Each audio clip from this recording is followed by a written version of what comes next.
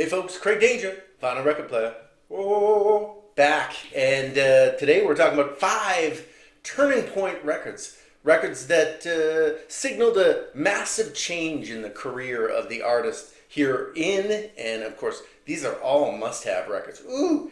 And you know what? We're going to be rocking a little bit hard today. So I would say, as always, you may want to get yourself a tasty beverage, but most of all, clearly there's a need for this. I think you should probably buckle up.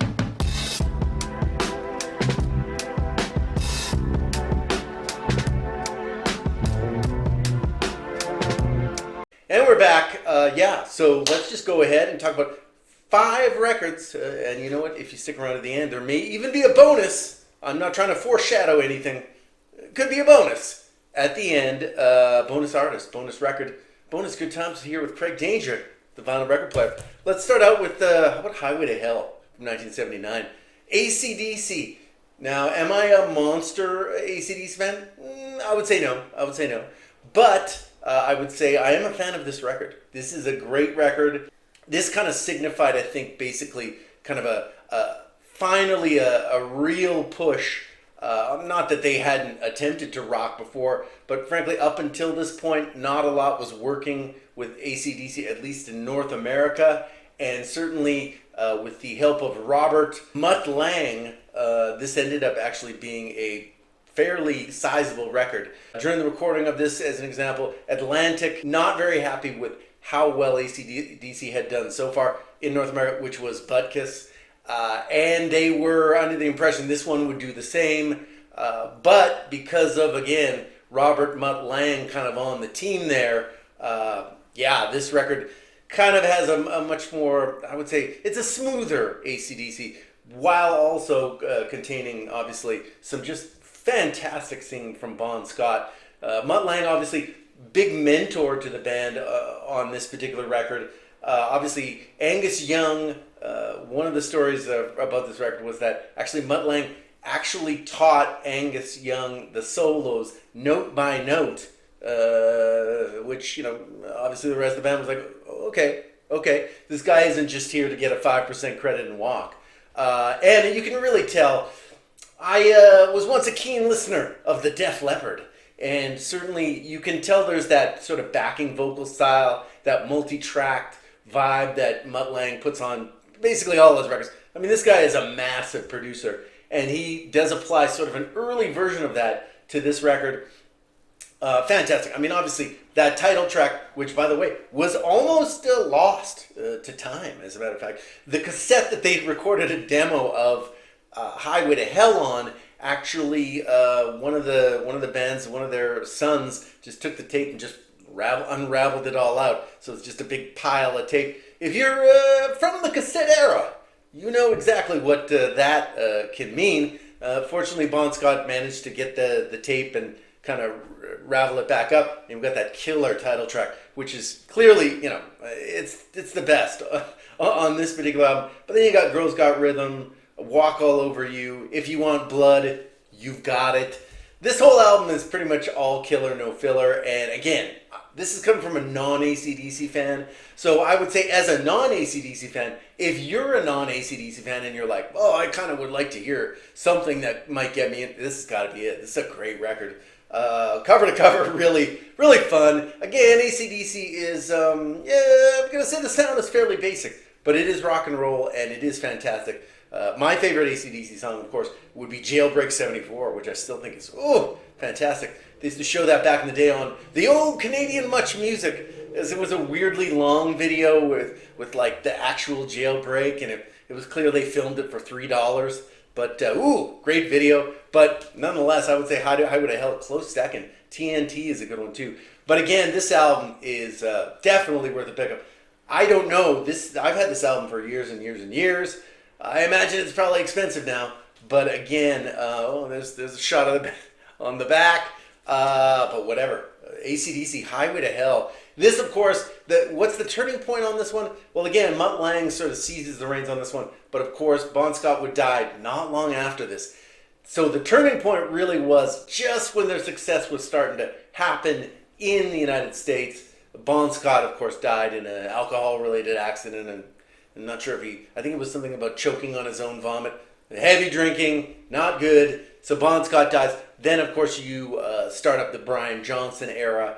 But huge turning point for them commercially. And unfortunately, Bon Scott not around to kind of see the seeds of this great oak that has become ACDC. I mean, you know, they still tour. I think they still tour. I don't know. Their tickets are going for $300-400 a piece. People they're filling stadiums again.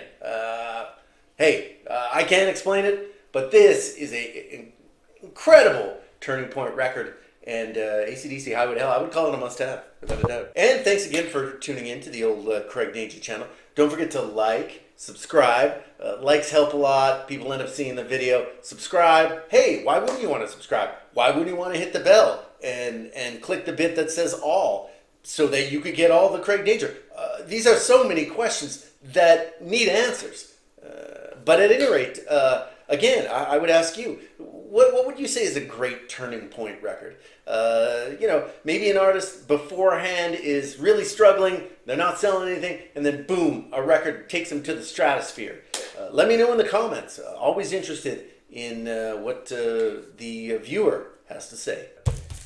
What's up next? Well, why don't we talk a little bit about the Four Tops? So, let's talk about first of all, look at the cover on this big dog. Yeah! Fantastic cartoon artistry. Four Tops, Keeper of the Castle from, I believe, 1973. So, at this point, the Four Tops, their previous album, which I also have, Nature Planned It, basically, what was going on is what is the story of many a Motown artist at the time, which is basically, even with this album, and I believe there may have been a hit or two, Nature Planned It was a minor hit, but the fact is that what had happened to the Four Tops was Holland Dozier Holland, who obviously were huge songwriters and greatly responsible for the success of Motown. They leave Motown. Holland Dozier Holland had obviously been the key writers for almost all of their hits from the mid-60s until about the late 60s, maybe 68. They leave to start their own label, Hot Wax Invictus, where, you know, they had such artists as Chairman of the Board, Honeycomb, a variety of other really great artists. That obviously is an entirely different story.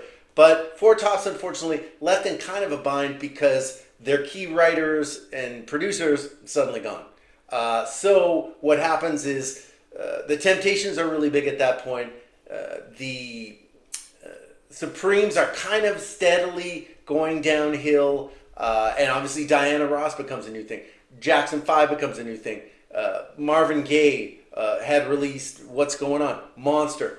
Also, around this time, Stevie Wonder was beginning to release kind of his Mega 5 album pack of just like incredible works. So what happened is what happens with many artists at Motown at the time.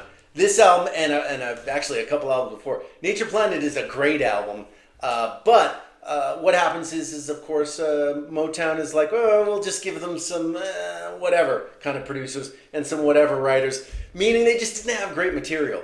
And what basically happened was they kind of lost a lot of direction. They weren't getting the hits. So when their contract came up for renewal, they were like, you know what? Let's go with ABC Records.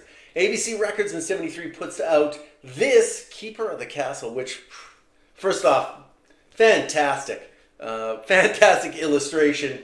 But this, of course, would reignite their career for really about 3 or 4 years from basically nothing.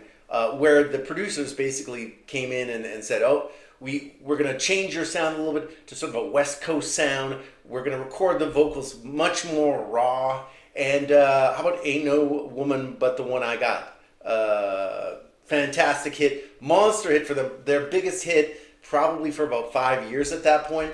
And it basically kind of kickstarted really a secondary part of the Four Tops career, which is the ABC part, ABC Dunhill. And frankly, the ABC Dunhill, all of the albums in that era, excellent. I wouldn't say all of them. Once you start going beyond, I think it's 1976's Catfish. Okay, don't get catfished into that, because it starts, you know, as with everything soul, it starts to go downhill pretty steadily. But, you know, this was a huge turning point for them. because, again, that song, Keeper of the Castle, was also a top 10 song. So the Four Tops, Levi Stubbs obviously leading them. A fantastic record from 73. This is what I would call sort of a turnaround, a turning point, turnaround record, which of course is a must-have in mind. I mean, for the cover alone, friends. Come on. You got to have it. From 1973, Four Tops, Keeper of the Castle. A turning point record from the Four Tops. Oh, now what do we got next? Oh, we're going to talk about Deep Purple. How about Deep Purple? Going from the turning point here being going from Ian Gillan and Deep Purple, of course, with Roger Glover on bass. Roger Glover leads, so does Ian Gillan, and then who comes in? Not only David Coverdale, but also Glenn Hughes on bass and vocals. Basically, they go from a band that has one lead singer to basically kind of two. On this album, you have them kind of swapping back and forth. David Coverdale, if you know him, if you know the 80s, he of course was in Whitesnake. But he began, of course, in Deep Purple Mark III, they would call it by this point. This is not a great copy of it, but I managed to pick this one up in a $3 bin. This is actually one of my favorite Deep Purple albums. To be fair, though, I also have this one, which was the album, the last one with Ian Gillan on it, in that era. And you know what? It always kind of gets shat upon. But you know what? This is actually a really good record, too. I mean, it's got Woman from Tokyo, but Our Lady is good. Smooth Dancer. The songs on this are generally good, but this one is kind of seen as a bit of a letdown by a band that had just obviously released Machine Head, Smoke on the Water, kind of had that worldwide fame happening for them. They released, of course, one of the best live rock albums ever in Made in Japan. Then they released this. This one's kind of seen as a little bit of a turd. Disagree, but you know what? This one is a definite comeback record. A turning point in the band. Under this lineup, of course, they would only last really a couple of records, 3 or 4 records, I think. I know Stormbringer, and then Taste the Band. There's something I'm missing there. But you know what? This one's really good. The title track is just smoking way to start it out. Smoking. A little pun alert here on the Craig Danger channel. But also, you know what? Might Just Take Your Life. Lay Down, Stay Down, which had apparently a really odd title to start with. Kind of a funny story about this record was that when Ian Gillan left, these guys actually only auditioned David Coverdale. They received a ton of tapes, a ton of audition tapes. They listened to a ton, but basically they were like, no, this Coverdale guy seems to sound good, and they basically went with him, which is completely crazy. But they were like, let's take the lazy way out. Turned out to work. Again, there are a lot of people who are Deep Purple fans are big fans of this era. I would count myself as one of them. And yeah, so basically there's that. Mistreated is also a good one. What's good? This whole album is really good. Burn from I believe 1973, featuring of course David Coverdale and Glenn Hughes. Classic era of the band. A turning point from this, but again, I don't feel like this record is. I think it's kind of a little bit underrated. A lot of people kind of slam this one. I think this is actually still a great record. But Burn from 1973, a turning point and a must-have. I would say if you're into the works of Deep Purple, this is, or if you're not, this is a good place to start. Although one might say 1970s in rock, also a great place to start. Also, let's move on to another classic here. How about Jerry Butler? My man. And, you know, if you're a watcher of the channel, you know, this may be about the 578th time that I've mentioned the Iceman, Jerry Butler. R.I.P. Jerry, the Iceman, always the king in my mind. Certainly he passed earlier this year. But the Iceman Cometh from 68. A huge turning point in Jerry's career, and also a beginning of a career, a turning point. Definite must-have, a beginning of a career for who? How about Gamble and Huff, who would then gain huge notoriety in the 1970s with Philadelphia International, producing bands like the OJs, the 3 Degrees, just monster hits. Lou Rawls. I think they did a lot of work also with Joe Simon. Ooh, love Joe Simon right now. But anyway, Iceman Cometh, this is this was really kind of a comeback record. If you listen to many of the records, I would say from like about 65 to 67 on the Mercury label, which of course this is, and you see we have some ice on the back. Of course, Jerry is amongst ice again. That literal cover art, hard to beat, friends, hard to beat. But at any rate, this kind of was not only a huge comeback, but there were this was actually kind of a rare moment in soul because a lot of the strings and the arrangements, particularly the strings, performed actually by members of the secretly. They didn't really advertise it, but performed by the Philadelphia Symphony Orchestra members. And at that time, that was virtually unheard of, to have actual symphony members perform on a soul album. And this one is just basically a lot of great songs. Obviously, you've got Hey Western Union Man, Never Gonna Give You Up. Only the Strong Survive is on this one, which was kind of like that monster, I believe it was #4 pop hit that brought Jerry kind of back to the forefront.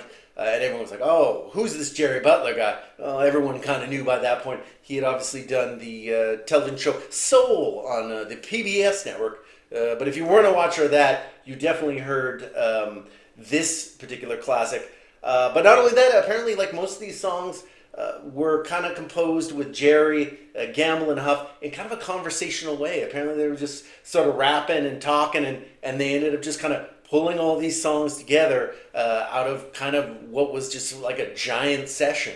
And as a matter of fact, the session for this also included the next one, which would be, of course, Ice on Ice, which is an excellent one. And then the follow-up after that, I believe, that's a tough one. I believe that one's You, but I'm not 100%. But his album from 1970 was sort of the third ranking stuff from that particular session. This, of course, would be a huge turning point because after, really, I would say about the early 60s with He'll Break Your Heart, which, of course, I believe was a Curtis Mayfield song, he kind of floundered a little bit. He did some stuff with Betty Everett, some duets, and there were hits here and there, and certainly he was on the soul charts. But this one completely changed his career, and again, completely sort of gave birth to the credibility that Gamble and Huff would have that would just, basically make them millions throughout the 70s and kind of stand them up as really bona fide producers and label owners throughout that decade. Huge for basically Jerry and for Gamble and Huff. It's a double turning point. The Iceman Cometh from 1968. A classic and a must-have.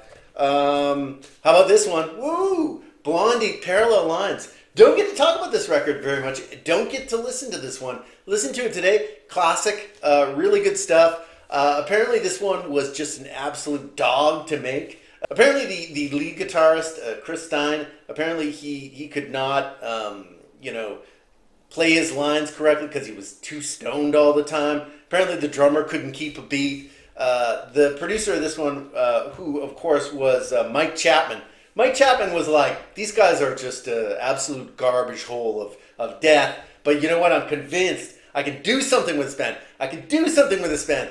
This was, of course, their third album, but a monster turning point. Obviously, Heart of Glass is on this one, which was a huge one that a lot of their original fans, their sort of punk fans, were like, oh, you sold out, bro. You sold out. And then, of course, there were others who were like, oh, it's disco. And it was disco, but actually it was a cover of a reggae song. So how it turned into a disco song, that is another story. But again, there's some definite punk rock bona fides on this one. Hanging on the Telephone is a classic. Originally by The Nerves. Really good one. One Way or Another, actually based on a real-life stalking of Debbie Harry by, I guess, an ex-boyfriend or something of that nature. Anyway, this album's kind of an iconic record. Their biggest seller, probably I would say their masterwork, but this kind of turned their career to on a much higher level, and from here on they were making, I think, hits for like the next 3 or 4 years, and obviously that would have passed as many things did coming into the 80s. But this record is actually cover to cover pretty classic, and really a fantastic record that, again, so much chaos in the studio, they almost didn't make this one, but again, the obsessiveness of Mike Chapman was like, okay, I'm going to knock these people into shape. He did, and this is probably multi-platinum. So I think it's from '78. Parallel Lines, Blondie. So many really good songs on this. Sort of that girl group / punk rock sort of thing. Less on the punk rock, more on the pop, and definitely some girl group sort of flavors. Blondie, Parallel Lines.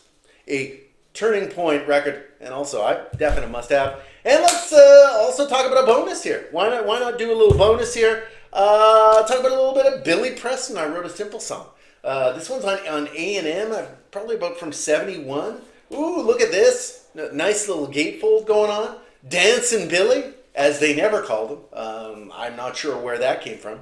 But this one I picked up for $3. You can get these Billy Preston records all day and night. This one was kind of like his first, I guess, big LP that really kind of sold some units. Of course, Out of Space was a top 10 hit. A little bit of a clavinet, instrumental. Kind of funky. Not my favorite song, but again, there's a ton of good ones. I Wrote a Simple Song is really good. Without a Song. Let's see. Whatever. They're all good. But you know what? I just wanted to throw this one in because this one is a good record that, again, I got this for $3. You can get this for $3 all day. Good album. But you know what? I would also say two of his earlier album, Billy Preston, That's the Way God Planned It. And, of course, Encouraging Words from '70, from '69. These were on the Apple label. And, of course, as many people know, the Beatles were good musicians, but not good business people. So as a result, these albums just sold buckets, were poorly promoted. Great albums, both of them, but it wasn't until I Wrote a Simple Song. And changing of labels and basically say, okay, we'll see you guys later. Although he continued to basically guest on records by George Harrison, possibly John Lennon.